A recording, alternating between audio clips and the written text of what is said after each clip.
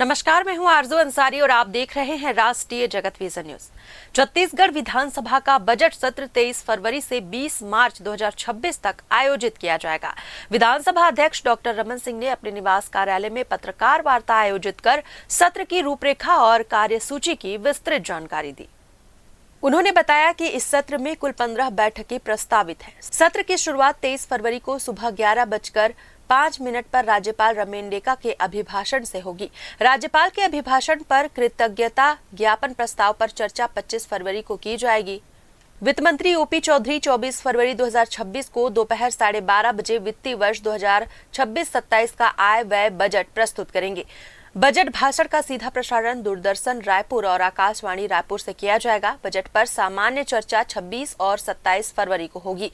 इसके बाद 9 से 17 मार्च तक विभागवार अनुदान मांगों पर चर्चा निर्धारित की गई है। 17 मार्च को आय व्यय की मांगों से संबंधित विनियोग विधेयक का पुनः स्थापन किया जाएगा, जबकि 18 मार्च को विनियोग विधेयक पर चर्चा और पारण किया जाएगा। सत्र के दौरान 2 महत्वपूर्ण विधेयक प्रस्तुत किए जाने प्रस्तावित हैं। छत्तीसगढ़ धर्म स्वातंत्र्य विधेयक 2026 और छत्तीसगढ़ लोक सुरक्षा प्रवर्तक विधेयक 2026। इन विधेयकों को लेकर सत्र में राजनीतिक बहस की संभावना जताई जा रही है। आप सभी का यहाँ मैं स्वागत करता हूँ, मीडिया के सभी बंधुओं का। जैसे कि आपको विदित है कि षष्ठम विधानसभा के अष्टम सत्र बजट सत्र दिनांक 23 फरवरी से 20 मार्च 2026 तक आहूत है। इस सत्र में कुल 15 बैठकें प्रस्तावित हैं। सत्र की शुरुआत 23 फरवरी 2026 को पूर्वांत 11:05 माननीय राज्यपाल महोदय के अभिभाषण से होगी। माननीय राज्यपाल महोदय के अभिभाषण के कृतज्ञता ज्ञापन प्रस्ताव पर सभा में बुधवार दिनांक 25/2026 को चर्चा होगी। माननीय राज्यपाल महोदय के अभिभाषण का दूरदर्शन और आकाशवाणी से सीधा प्रसारण किया जाएगा। यह बजट सत्र में जो वित्तीय और शासकीय कार्य संपादित किए जाएंगे उनका विवरण निम्न प्रकार है। पहला, निधन का उल्लेख श्री दीनदयाल सिंह पोर्ते, अविभाजित मध्य प्रदेश के पूर्व सदस्य।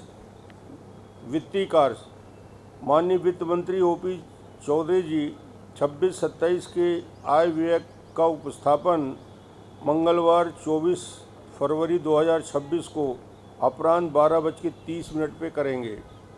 माननीय वित्त मंत्री जी के बजट भाषण का दूरदर्शन रायपुर एवं आकाशवाणी रायपुर के द्वारा सीधा प्रसारण किया जाएगा। गुरुवार 26 फरवरी 2026 और शुक्रवार 27 फरवरी 2026 को वित्तीय वर्ष 2026-27 के आय व्यय पर सामान्य चर्चा होगी।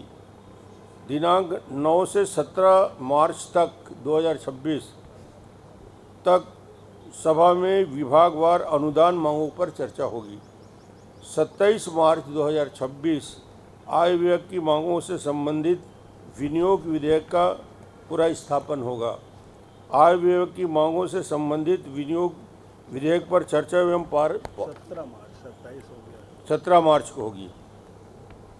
आय व्यय की मांगों से संबंधित विनियोग विधेयक पर चर्चा पारण के दिनांक 18 मार्च 2026 की तिथि निर्धारित की गई है। विधि विषयक कार्य, अभी तक शासकीय विधि विधेयक कार्यों के अंतर्गत निम्नलिखित विधेयकों की सूचना प्राप्त हुई है।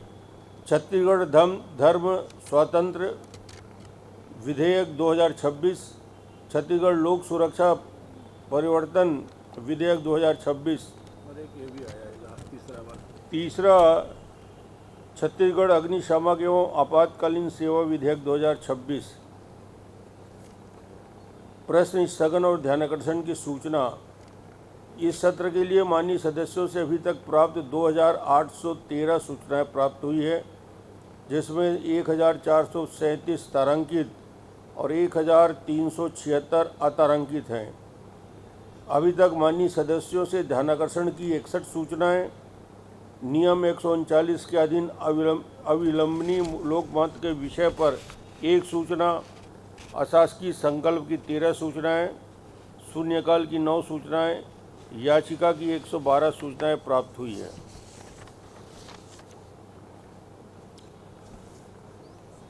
एक विषय जिसके बारे में आप सब प्रश्न करेंगे, एक साथ करेंगे, इसलिए मैं उसका जवाब पहले दे देता हूं, क्योंकि सबके मन में एक ही उत्सुकता है कि क्या उच्च न्यायालय के निर्देश क्या हुआ और माननीय कवासी लकवा सदस्य को माननीय उच्चतम न्यायालय के निर्देश के तारतम्य में सभा की कार्यवाही में अनुमति बाबत माननीय उच्चतम न्यायालय द्वारा स्पेशल लीव टू अपील दिनांक 3 फरवरी 2026 को कवासी लकवा सदस्य अंतरिम जमानत का लाभ दिया गया। श्री कवासी लकवा सदस्य द्वारा माननीय उच्चतम न्यायालय के निर्देश के तारतम्य में विधानसभा के बजट सत्र 2026 की कार्रवाई में भाग लेने की अनुमति हेतु 6 फरवरी 2026 को व्यक्तिगत उपस्थित होकर लिखित रूप में अनुरोध किया। माननीय उच्चतम न्यायालय द्वारा आदेश कंडिका 10 की उपकंडिका 7 के अनुसार जांच की अवधि के दौरान और या यदि जांच के दौरान याचिकाकर्ता की विधानसभा में भागीदारी के संबंध में राज्य विधानसभा के माननीय अध्यक्ष द्वारा उचित फैसला किया जाएगा। न्यायालय इस संबंध में कोई राय व्यक्त नहीं करता है। न्यायालय ने स्पष्ट कह दिया कि ये विधानसभा का विषय है, इसलिए न्यायालय इसमें अपना कोई अभिमत व्यक्त नहीं करता है। फिलहाल इस खबर में बस इतना ही। देश प्रदेश की खबरों से अपडेटेड रहने के लिए हमारे चैनल को सब्सक्राइब करें और नए खबरों के नोटिफिकेशन के लिए बेल आइकॉन जरूर दबाएं। नमस्कार।